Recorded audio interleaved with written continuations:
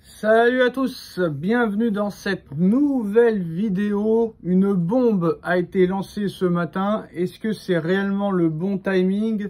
On sait que quand il y a ce genre d'informations et qu'un club va très bien, à l'arrivée, la deuxième partie de saison et la fin de saison se passent très mal.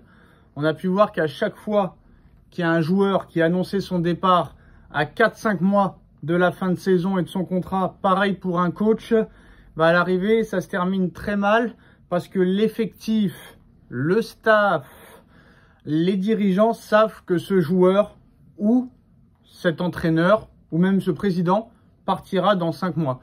Alors que voilà, cet entraîneur a bâti une équipe qui était au fond du trou en 2016.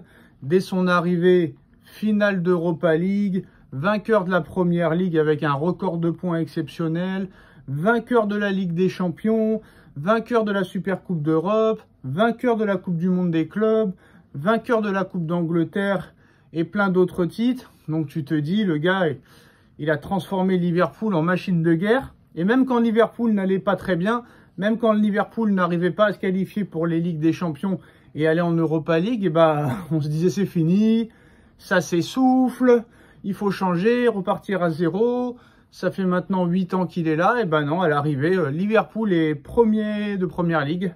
Ils sont en tête du classement du championnat anglais. Et à l'arrivée, ça marche toujours aussi bien. Et Jürgen Klopp a annoncé ce vendredi matin son départ de Liverpool à l'issue de la saison. Et je ne sais pas si c'est vraiment le bon timing pour annoncer un départ de Liverpool alors que tu es premier de Première Ligue. Avec 5 points d'avance, ça risque un petit peu de déstabiliser l'équipe qui va se dire « Oh non, Klopp il est plus là, que va devenir mon avenir? Avec lui je jouais, avec lui j'étais titulaire, avec lui j'étais à mon poste. » Et là l'année prochaine, on va avoir un nouveau coach, on ne sait pas qui ça va être. Alors il y a eu beaucoup de rumeurs pour le remplaçant de Jürgen Klopp, mais surtout la question que tout le monde se pose, pourquoi maintenant?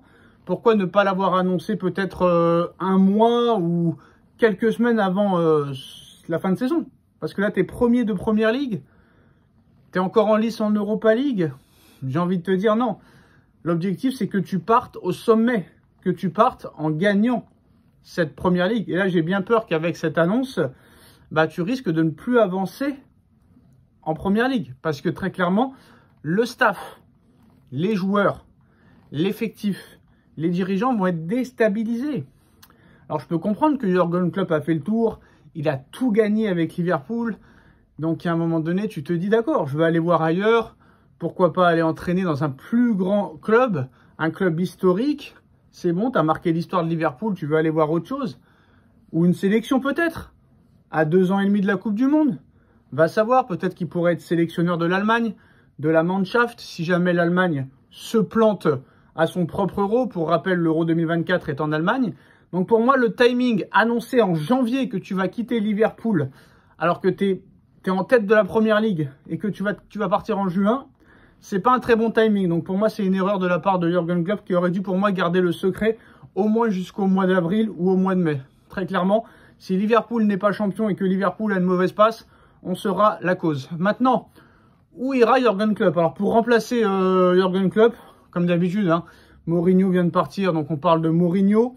On parle de Zinedine Zidane, mais Zinedine Zidane a toujours refusé les clubs anglais. Mais apparemment, d'après ce qu'on nous dit, et son entourage et son agent Alain Migliaccio, il aurait eu des regrets de ne pas peut-être avoir accepté la proposition de Manchester United à l'époque. Donc voilà, ceux qui me disent non, c'est pas possible, Zidane en Première Ligue. Zidane, lui, il lui faut une équipe soit française ou soit un effectif espagnol ou une sélection française. Il a refusé le Brésil, il a refusé le Paris Saint-Germain, il a refusé Manchester United, il a refusé Chelsea, même le Bayern s'était intéressé à un moment donné. Apparemment, au Paris Saint-Germain, ça aurait dû être fait en 2022, mais apparemment, c'est la Fédération française de football qui a fait capoter le deal. Donc, à un moment donné, il y a bien... Est-ce que Zidane doit absolument réentraîner? Moi, je pense que voilà, il n'est pas obligé à l'instant T, mais il y a un moment donné, il va falloir peut-être réentraîner. Zidane, on veut le voir hors le Real Madrid. Parce qu'à l'arrivée, au Real Madrid, presque tout le monde gagne une Ligue des Champions. N'importe quel entraîneur, presque. Donc, à un moment donné, voilà, on a pu entendre des rumeurs comme quoi Zidane pourrait être associé à l'équipe d'Algérie, mais bon, ça va être très compliqué pour la fédération algérienne de football de lui verser un salaire à la hauteur des ambitions de Zinedine Zidane. On sait que pour le Barça, c'est impossible. Jamais Zidane ira entraîner au Barça. On sait que Xavi est sur la fin de parcours au Barça et que Xavi, normalement, vit ses derniers moments et ses derniers mois avec le FC Barcelone. Donc, on a parlé de Mourinho pour Liverpool. Là, maintenant, on parle de Zinedine Zidane. De Zinedine Zidane qui sera apparemment la priorité de Liverpool pour succéder à Jürgen Klopp. Voilà, Zinedine Zidane à Liverpool. Liverpool va sûrement retrouver la Ligue des Champions la saison prochaine, vu qu'ils sont premiers de Première Ligue et que normalement, même s'ils ne sont pas champions, ils devraient être dans les 4 premiers. Surtout que maintenant, avec la nouvelle Ligue des Champions, je crois qu'en Première Ligue, les 5 premiers clubs vont en Ligue des Champions. Comme vous le savez, hein, cette nouvelle Ligue des Champions favorise les plus grands championnats à l'indice UEFA. L'Angleterre, je crois, est première ou deuxième à l'indice UEFA. Donc, comme vous savez, en championnat de France, les 4 premiers déjà vont en première en Ligue des Champions. Alors là, c'est les 5 premiers. Donc Liverpool retrouvera à coup sûr la Ligue des Champions l'année prochaine avec des moyens conséquents, un effectif conséquent. Donc si M. Zidane prend le temps, 2-3 mois pour parler anglais, je pense que ce serait une forte possibilité. Mais bon, ça va être compliqué. Je ne pense pas que ce soit la priorité de Zidane d'entraîner Liverpool.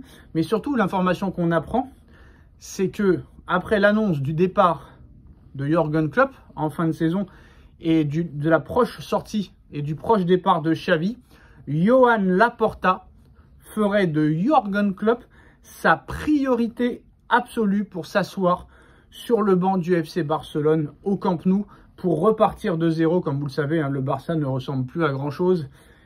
Il a fallu très clairement régler les problèmes de Bartomeu qui a complètement liquidé ce club et l'a fracassé. Il n'y a plus beaucoup de gens qui s'intéressent au FC Barcelone. Donc Johan Laporta revient aux affaires depuis quelques années. Et Johan Laporta veut repartir de zéro. Et Johan Laporta voit en Jürgen Klopp l'élément idéal pour repartir de zéro et pour redonner un nouveau souffle au FC Barcelone. C'est l'information du jour. Johan Laporta rêve de Jürgen Klopp, mais sachant les gros problèmes financiers du FC Barcelone, Deco, directeur sportif, nous annonce qu'à l'heure actuelle, ils ne peuvent même pas recruter un seul joueur. Donc, si le projet ne plaît pas à Jürgen Klopp, ça va être compliqué. Mais en tout cas, c'est la priorité du Barça de recruter Jürgen Klopp et de l'asseoir sur le banc du Camp Nou. Zidane à Liverpool. Dites-nous en commentaire ce que vous en pensez de toutes ces informations. On like, on partage, on commente, on s'abonne.